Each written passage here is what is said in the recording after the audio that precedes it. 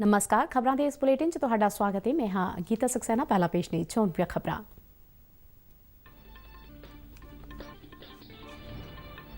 केंद्रीय सिक्ख्या मंत्री रमेश पोखरियाल निशंक आज IIT रोपड़ के परमानेंट कैंपस का उद्घाटन करेंगे।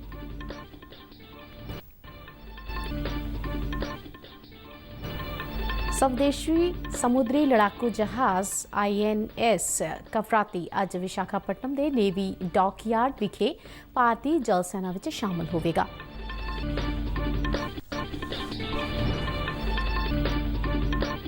केंद्र सरकार ने कहा है कि सरकार कोल प्याज का बफर स्टॉक है।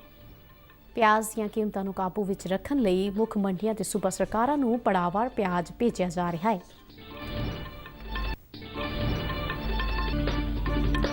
शहरी हवाबाजी मंत्रालय ने उड़ान स्कीम की कुशलता वधाउण दी लोड़ ते दिता जोर।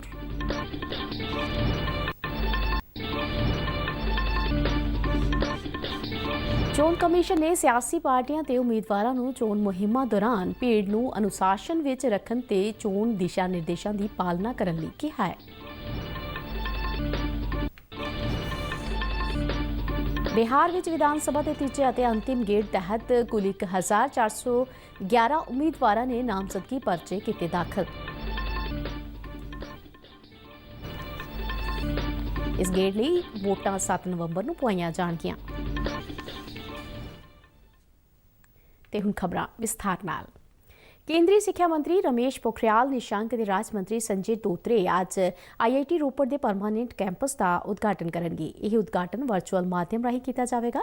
IIT के डायरैक्टर प्रोफैसर सारित के दास ने दस्सिया कि इस संस्था नूं होंद विच आया 12 साल पूरे हो गए ने ते इस विच 2324 विद्यार्थी साइंस ते तकनोलॉजी की उच्च सिक्ख्या प्राप्त कर रहे हैं।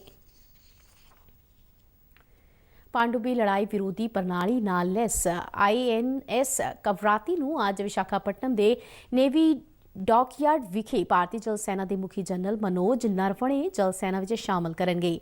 प्रोजेक्ट 28 तहत बनिया समुद्री जहाज INS कवराती 4 स्वदेशी जंगी जहाज़ों के विचों आखिरी जहाज है। यह स्वदेशी जंगी जहाज राडार तो बचन की समर्था रखता है। इसनूं भारतीय नेवी की संस्था डायरैक्टोरेट ऑफ नेवल डिजाइन और गार्डन रीच शिप बिल्डर्स के इंजीनियर्स कोलकाता वालों डिजाइन किया गया है। यह जंगी बेड़ा जल सेना और स्वदेशी कंपनी वालों देश के विच ही समुद्री जहाज बनाउण करके स्वै निर्भरता दर्शाउंदा है, जिस नाल आत्म निर्भर भारत का कौमी उद्देश्य पूरा हुंदा है। अज जल सेना दे विच शामिल किया जा रहा है। यह जहाज लड़ाई के लिए साजो समान दे नाल पूरी तरह लैस होण करके बिल्कुल तैयार है, क्योंकि इस दियां सारियां प्रणालियां दी समुद्री तजर्बियां दे राही परख हो चुकी है।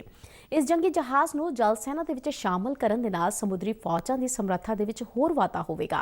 इस जंगी जहाज का नाम पहलां वाले INS कवराती तो लिया गया है, जो अर्नाला क्लास मिसाइलों दे नाल लैस समुद्री जहाज सी। खपतकार मामले खुराक ते जनतक वंड मंत्रालय ने कहा है कि सरकार ने रबी सीजन 2020 तो प्याज का बफर स्टॉक बनाया हुआ है। मंत्रालय ने कहा कि प्याज दी कीमतों को काबू विच रखण दे लई सितंबर के दूजे हफ्ते तो पड़ावार सारियां मुख मंडियां प्रचून खरीदारां जिवें सफल केंद्रीय भंडार और NCCF और सूबा सरकारां नूं प्याज भेजा जा रहा है। मंत्रालय ने बयान विच कहा है कि आउंदे दिनां दे विच होर भी कदम चुके जाणगे। पिछले महीने सरकार ने अगे आके प्याज निर्यात ते पाबंदी ऐलानी सी तां जो खरीफ प्याज दे आउण तो पहलां वाले सीजन दौरान घरेलू खपतकारां नूं वाजब कीमतां ते प्याज की उपलब्धता नूं सुनिश्चित किया जा सके। मंत्रालय ने कहा कि महाराष्ट्र, कर्नाटक और मध्य प्रदेश के प्याज पैदा करने वाले जिलों के भारी वर्खा कारण खड़ियां खरीफ फसलां भंडार किते प्याज़ां ਅਤੇ बीज नर्सरियां ਨੂੰ नुकसान पहुंचा है ते इन्हां बेमौसमी गतिविधियों के कारण प्याज ਦੀਆਂ कीमतां ਦੇ ਵਿੱਚ तेज़ उछाल आया है। मंत्रालय ने कहा कि खरीफ फसलों तो 37 लाख टन प्याज मंडियां ਦੇ ਵਿੱਚ ਆਉਣ ਦੇ ਨਾਲ वध रहीਆਂ कीमतां तो निजात मिलेगी।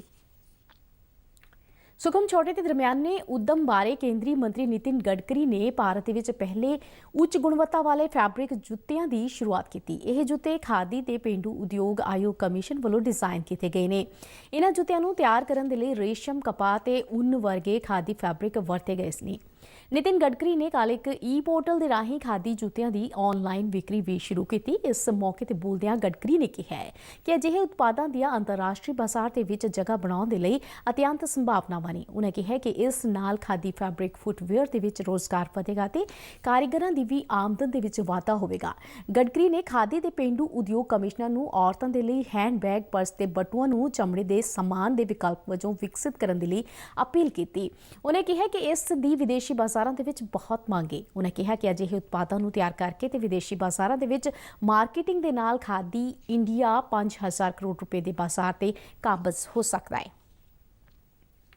शहरी हवाबाजी सकत्तर प्रदीप सिंह खरोला ने कहा कि भागीदारों को उड़े देश का आम नागरिक उड़ान स्कीम को अपने आप टिकाऊ बनाने और इसकी कुशलता में सुधार करना चाहिए।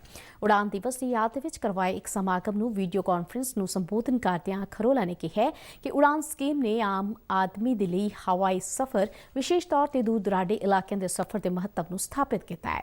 उन्होंने एयरलाइनस को अपील की कि वह मार्केटिंग पहलकदमियां करन तां जो इस स्कीम ਦਾ ਵੱਧ ਤੋਂ ਵੱਧ ਲੋਕ ਫਾਇਦਾ ਉਠਾ ਸਕਣ।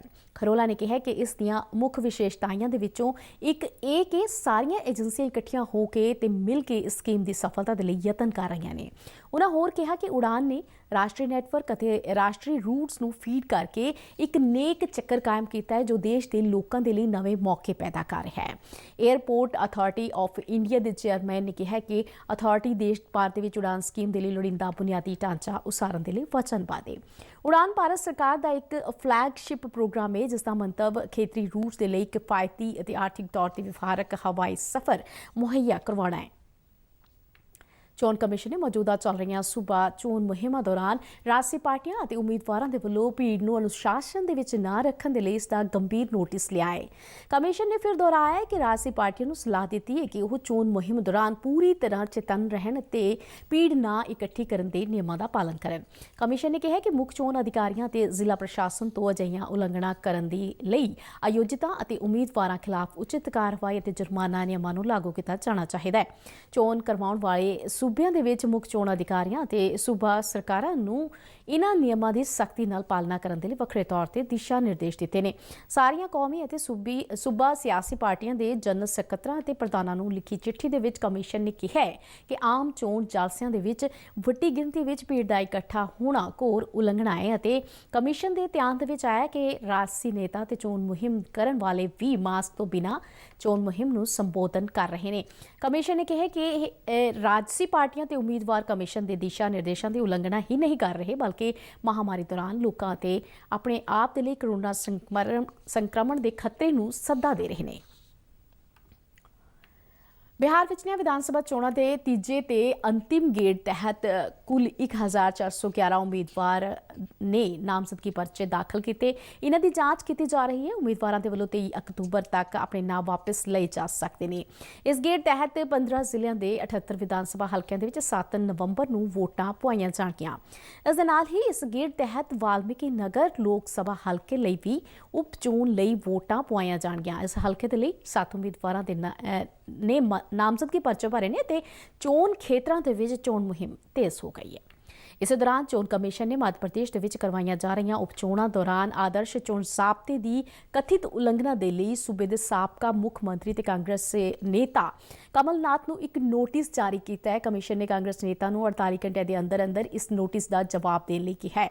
ਕਮਿਸ਼ਨ ਨੇ ਕਮਲਨਾਥ ਨੂੰ ਇਸ ਮਹੀਨੇ ਦੀ 18 ਤਰੀਕ ਨੂੰ ਗਵਾਲੀਅਰ ਦੇ ਦਾਬੜਾ ਦੇ ਵਿੱਚ ਇੱਕ ਚੋਣ ਰੈਲੀ ਦੇ ਵਿੱਚ ਭਾਰਤੀ ਜਨਤਾ ਪਾਰਟੀ ਦੇ ਉਮੀਦਵਾਰ ਖਿਲਾਫ ਕਥਿਤ ਮਾੜੇ ਸ਼ਬਦ ਕਹਿਣ ਦੇ ਲਈ ਦਿੱਤਾ ਹੈ। ਭਾਰਤੀ ਜਨਤਾ ਪਾਰਟੀ ਨੇ ਇਸ ਮਾਮਲੇ ਦੇ ਵਿੱਚ ਕਮਿਸ਼ਨ ਕੋਲ ਸ਼ਿਕਾਇਤ ਕੀਤੀ ਸੀ। ਦੇਸ਼ ਵਿੱਚ ਪਿਛਲੇ 24 ਘੰਟਿਆਂ ਦੌਰਾਨ ਕੋਵਿਡ ਦੇ 55,839 ਨਵੇਂ ਐਕਟਿਵ ਮਾਮਲੇ ਸਾਹਮਣੇ ਆਉਣ ਦੇ ਨਾਲ ਕੁੱਲ ਕੇਸਾਂ ਦੀ ਗਿਣਤੀ 77,06,946 ਹੋ ਗਈ ਹੈ।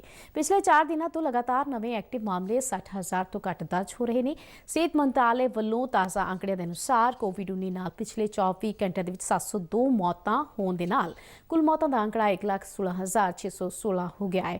ਹੁਣ ਤੱਕ 68,74,518 ਕਰੋਨਾ ਪੀੜਤ ਸਿਹਤਯਾਬ ਹੋਣ ਦੇ ਨਾਲ ਕੌਮੀ ਸਿਹਤਯਾਬ ਦਰ 99.20% हो गई है, जबकि मौत दर घट के 1.51% ते आ गई है। पिछले 6 दिनों तो लगातार एक्टिव कोरोना के मामले 8 लाख तो हेठा चल रहे हैं। पिछले 24 घंटे दौरान 14,69,884 टेस्टां दे नाल कुल टेस्टां का आंकड़ा 9,86,70,363 हो गया है। प्रधानमंत्री नरेंद्र मोदी आउंदे ऐतवार नूं रेडियो ते मन की बात प्रोग्राम दे राहीं देशवासियों नूं संबोधन करनगे। इस महीनावार प्रोग्राम दी यह 70वीं कड़ी होवेगी। मन की बात प्रोग्राम आकाशवाणी दे नाल-नाल दूरदर्शन दे सारे चैनलों ते भी सवेरे 11 बजे प्रसारित किया जाता है। इस प्रोग्राम दे राहीं प्रधानमंत्री जिथे अपनी सरकार दे प्रोग्रामां, लोकां वल्लों कीते गए चंगे कम्मां ते देश नूं दरपेश चुनौतियां दा जिक्र करते हैं, उत्थे लोकां दे सुझावां नूं भी इस प्रोग्राम दे विच शामिल किया जाता है। कई लोगों के नाल वो सीधी गलबात भी करते हैं, जिसके चलदे मन की बात प्रोग्राम वधेरे हरमन प्यारा होया है। मन की बात प्रोग्राम का पंजाबी रूपांतर डीडी पंजाबी के प्रोग्राम के सीधे प्रसारण तो तुरंत बाद अते इसका मुड़ प्रसारण उसे दिन रात 8 बजे वेख्या जा सकेगा। तो इस दे नाल ही खबरों का यह बुलेटिन खत्म होंदा है। इजाजत दिओ, नमस्कार।